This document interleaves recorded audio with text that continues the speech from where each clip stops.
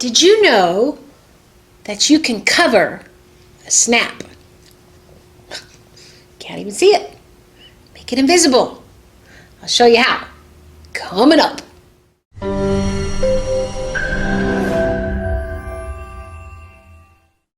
Hey, Chanel here, bringing you weekly videos to help you get better with your fashion sewing and be more creative too. So be sure to subscribe and hit that notification bell so you never miss a new video. So I discovered this little trick to covering snaps a long time ago, probably over 25 years ago. I was doing a little job for the Playboy channel.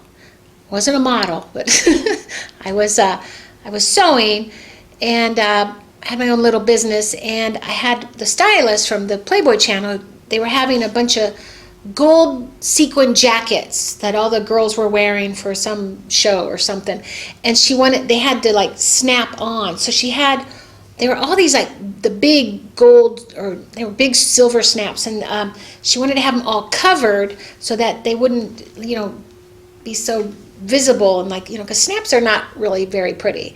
So she said, can you cover all these with, and we got gold chiffon, and I covered them all, and it was quite the job, but it was a lot of all hand stitching. I don't think I ever brought out my sewing machine, but they looked so great because they just like hid right in there, and I was like, that is such a cool little trick. I put this button this snap right here. Actually, this is on a chiffon kind of fabric here. So you can see I covered that one there, and then this is what it would have looked like right here.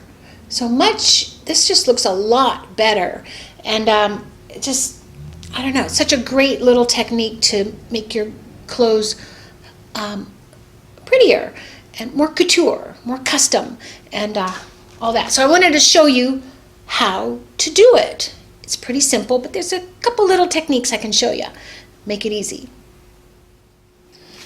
All right, you want to start with a square of fabric, and then you're going to need like an awl, or an awl for like if you doing these little snaps here, because you just got to poke a little hole through it. This one is a little bit bigger. I'm going to show you on the big one because you'll see it a little bit easier. What we want to do first is cut a shape of a circle bigger than this one here. And how you do a circle, you just fold it in half 4 ways, and then where that fold is, I'm just going to kind of estimate a circle and just cut a shape like that. What is that? A pizza pie slice. And there's a circle. And then, actually, while I have it here, I'm going to do is, on that fold right there, just cut the very small nip. You'd be surprised how big this will be with that real tiny one right there. That's that. Actually, that might be a little small, but I think it will fit. Actually, the smaller the better, because then it can fit over that. It's like really stretch it like that. There we go, right there. And then that will just put it around there. Now the next thing you want to do, actually you can leave it there and then do a hand stitch around, or let's say we just we're working with a smaller one, we would actually draw, this is a invisible pin, so I'm going to draw around it like that, and then I'm going to hand stitch a gathering stitch. So I got a thread here that has a double knot because I want it strong, and then I've got a pretty good knot on the end right here, and then I'm going to, about a 1/4 inch away, or 3/8 inch away, I'm going to do this quick base stitch around in a circle, and try not to get all that knotted. If your thread gets knotted a lot, get your tools out of the way. My gosh, I'm getting caught on everything. Just try not to get everything all, just get it smooth. It's going to help out. Getting caught on my paper here. There you go. Thread can be so frustrating. Go around like this, just a quick little base stitch here. And then I'm going to go on the same side I started out right there. Then I'm going to I can cut the needle off here. Actually, no, I'm not going to cut the needle. Don't cut the needle off. That's right. Now I'm going to put this over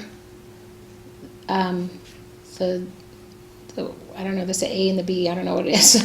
And then I'm going to pull, actually, you know what, you're supposed to, it's probably better off to go on the outside of your, depends on where you started and stopped. And then right here, I'm just going to pull this thread right there, like that, and then it gathers around like that, just like that, and it gathers up right there. And then you want to go in here and then stitch, go through, and I've got a pretty long needle here. Don't want to use a wimpy needle on this. And then just go through all of these thicknesses to kind of grip it here, really close to the snap too, because we got to cut all that thread off right there. And just get all these little loose parts. You could also scoop it around this way, as long as you don't cut that thread, like that. Tighten it up. And then how you make a really good knot is you go through one section here and you create a loop like this. You put the needle through it once, come back around and through it again, and there, tie it and it knots it right there. So now I'm still not going to cut my needle off, because if I was done with it, I would cut the needle off, but what if I wanted to stitch it right to the fabric? Now you got to get your shears in here and cut real close without cutting the thread, because that would be stupid. Although I'm sure it happens.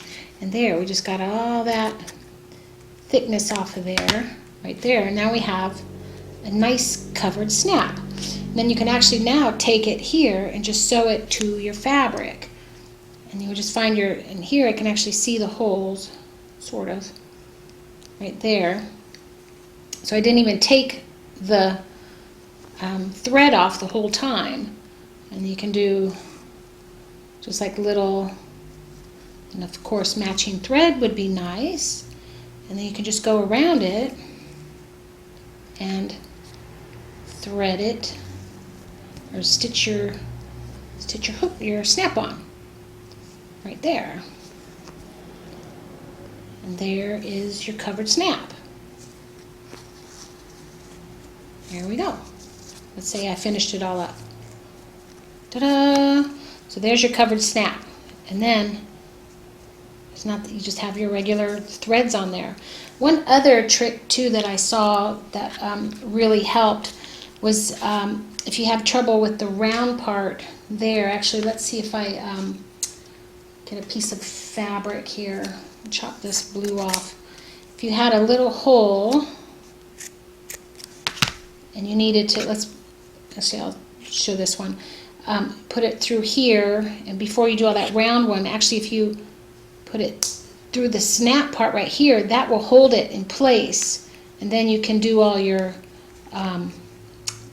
stitches right there. So you could actually even just do that and then stitch it, but it's much better when you put that gathering stitch around it.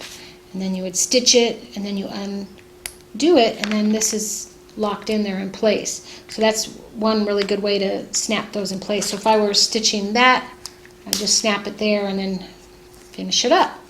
So that is how you cover a snap, and they look so great. Okay, that's how you make a snap disappear.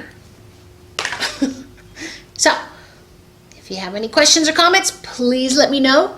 If you found something valuable today, hit the like button. Don't forget to subscribe, and I'll see you in the next Sew-Bit.